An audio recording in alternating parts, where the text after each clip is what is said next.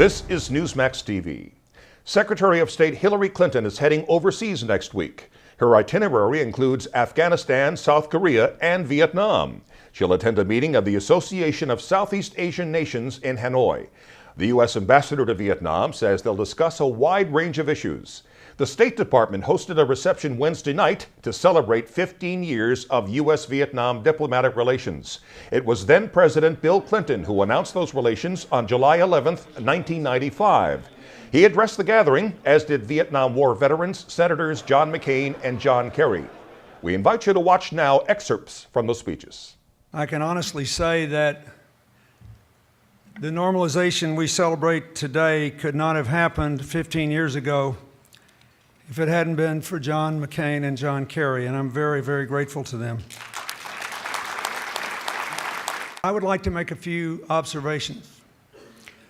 First of all, in a world where it is very easy to become cynical or despondent, the flowering of our relationship that goes far beyond commerce should remind us all that we must not forget our history, but we are not condemned to repeat it.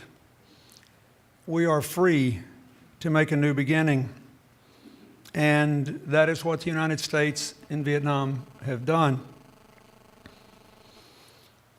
When I was president, I supported getting the leaders of the APEC group together every year, and we began in 1993, and I remember voting to get Vietnam into APEC, never thinking that the primary benefit was that since we sat in alphabetical order, once a year, the United States and Vietnam would be stuck together for good or evil for hours on end. And when we did that, I served with two Vietnamese prime ministers, the first, Vo Van Kiet, and the second, Phan Van Khai. As I remember, when Phan Van Khai and I were together, he began talking to me about his family, about his own experiences. And he looked at me, I'll never forget this as long as I live. He said, "You know, I lost a brother in the war, but I never believed America came here with a bad motive. And somehow we have found each other against all the pain that many of you and many of us have endured." When I think about the problems we have in Washington with all these political infighting, sometimes I think the only single issue that all Republicans and Democrats seem to agree on is that it's a good thing we're getting along with Vietnam. You may have the answer to bridging the partisan divide in America. I want to thank you for a lot of things. I want to thank you for the agreement that was signed late in my term after we normalized relations that established our trade relationship. I want to thank you for agreeing that we would work together to try to determine what happened and where the remains were of people who lost their lives on both sides. I want to thank you for giving us a chance to work with you on demining and protecting the Vietnamese people, especially the children, from other kinds of unexploded ordnance. It didn't wipe away the past, but it was a remarkable symbol of a new beginning. My first journey back as a civilian in 1991, and I do remember distinctly the emotions of flying over Hanoi and coming into the airport and seeing all the craters of the bombs surrounding the field, as well as the revetments for the aircraft. And I touched down at the airport where there was sort of a ramshackle one-room terminal back then. Cars and motorcycles were rare. There were mostly bicycles and one or two hotels, a government guest house, which boasted a towel about this big, and for locals, for the indigenous population, speaking to foreigners was still discouraged, and people were frightened. But even then, back in 1991, I will tell you, I sensed a possibility. And I sensed an untapped dynamism of the Vietnamese people themselves, an incredible outburst of generosity of spirit, a friendliness that totally belied the history of the prior years. And I also sensed, ironically, that the people of Vietnam really wanted to break out of a kind of insular orthodox communism in order to engage with the world. And the leadership understood that. And it was then that this light bulb went on in my head, and I said, you know what? We could actually make peace. Now, of course, we understood that there could be no progress at all in trying to make peace unless we resolved an issue that very appropriately seized the conscience of Americans. And that was the question of whether or not American prisoners had in fact been left behind in Southeast Asia. I will tell you that our Vietnamese counterparts looked at us quizzically, and in some cases bemusedly, and wondered if we were just joking them or finding an excuse to continue an age of hostility. They weren't sure that this was real. But over time, they came to understand the connection that Americans had to that possibility and the degree to which it stood as a hurdle in our ability to be able to move forward and build a relationship. That unanswered question, as President Clinton knows and as John McCain knows better than anybody, that unanswered question helped to ensure that a decade of war turned into 20 years of silence. When we were both flying to Kuwait after the first Gulf War, John and I still had differences over the war. We had a different sense of perhaps what it was about, how it was for, its strategy, and certainly of what to do about it when you come home. And we found that our conversation on that flight, because by seniority we were seated next to each other, unwittingly the institution of the United States Senate actually worked its will and brought us together. And our conversation kept drifting back to that old conflict, and we finally addressed our different paths just by listening to each other, our different paths home, and the common experience of our service. And we found a shared vision of the way forward, what President Clinton just talked about how not being captives of the past, but finding the future.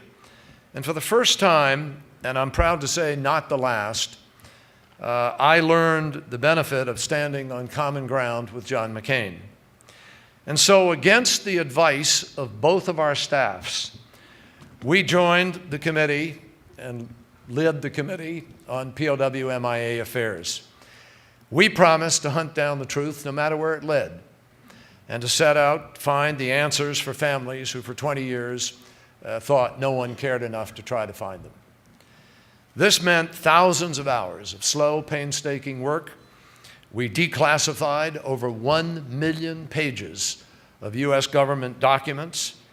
I personally took some 14 trips to the region, Cambodia, Laos, and Vietnam, studied every detail of the stories of those hundreds who were still missing, and relived my own memories of that war. Eventually, this work, I'm proud to say, and I think John will join me in this, John Vesey, the Defense Department, the President, so many other people working together, put together the most comprehensive, most exhaustive, most detailed accounting of people lost in war ever in the history of human warfare. That's what we did together, we in Vietnam and here in America.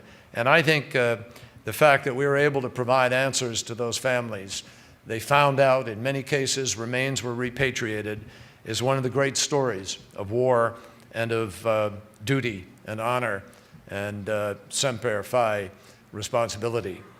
15 years ago, I was honored to accept President Bill Clinton's invitation to the White House ceremony when he announced the normalization of relations. I said on that day that this would have been an extremely difficult decision for any U.S. president, and that President Clinton showed courage and honor in his resolve to do so. I meant every word of it then, and I stand by every word of it today. Thank you, President Clinton, for your courage and the results of it. Senator John Kerry was an essential partner in this effort, an essential individual. And because of his patient leadership, and I emphasize patient leadership, hours and hours and hours of hearings, of examination of documents, of meetings, of trips back and forth to Vietnam. Under his patient leadership, the United States made considerable progress in determining the fates of our missing servicemen. No nation in history has ever done more to account for its missing. And while more remains to be done, we can be proud of the commitment made so far and proud of the work that Senator John Kerry and many others have done to keep faith with those who kept faith with us. Thank you, John. Could I also say that if you had told me in 1995, to say nothing of 1975, that after 15 years of official ties, that relations between our nations would not just be normal, but strong, deep, growing, and good indeed, that Vietnam would be one of America's most important and most promising emerging partners in the Asia-Pacific region, well, it just goes to show that if you live long enough, anything is possible. So the normalization of our relationship is a tribute to the profound strength and magnanimity of the Vietnamese people. It is a testament to the fundamental decency and confidence of the American public. It's a credit to the practicality and forbearance of leaders in both our governments. In short, it is a story of countless individuals, both Vietnamese and Americans, coming to terms with a painful past, refusing to look back in anger, and doing what is right for their countries. This is a deeply personal process, and it's been difficult for all of us. On one Christmas night in 1970, on Christmas Eve, I spent as a prisoner of war. It was a cold night in Hanoi, and a man we called the Cat, who was the commander of the prison, came to my cell. He wore a dapper suit, and I had the most unusual conversation I had in all of the years that I spent. He said his father was a friend of Ho Chi Minh, that he had fought with the Viet Minh against the French. And he also, in the course of our conversation, told us of an island that Ho Chi Minh had a villa in Ha Long Bay. As many of you know, Ha Long Bay is a breathtaking place. And that exchange captured my imagination. You fast forward to many years later, and a man I got to know and admire enormously, and as John will testify, Nguyen Co Thach, who was the vice foreign minister of Vietnam at that time, came to Washington. And I met with him and we went to lunch together in the Senate dining room, and I had an upcoming trip to Vietnam. He said, "What would you like to do?" And I said, "I would like to go to Ho Chi Minh's island." He was taken aback. He said, "No one knows about that." I said, "I know about it." To make a long story short, one night, a warm breeze carried off the water and blew through the open windows as I drifted off to sleep in the villa where Ho Chi Minh once found rest. I knew I would not likely get greater recompense than this for the many nights that I had spent in far less comfortable circumstances in Vietnam. Nothing more would be gained from revisiting the past. Better to enjoy the evening and come morning, begin the more promising pursuit of building a better relationship between our two countries. My friends, it's my hope that this relationship continues. Our bilateral trade is 30 times greater today than it was 15 years ago. We've created thousands and thousands of jobs to the benefit of both our peoples, and I'm confident that this is only the beginning. You've been watching a State Department celebration of the 15th anniversary of the normalization of relations between the U.S. and Vietnam. Thanks for watching. I'm Ashley Martella for Newsmax TV.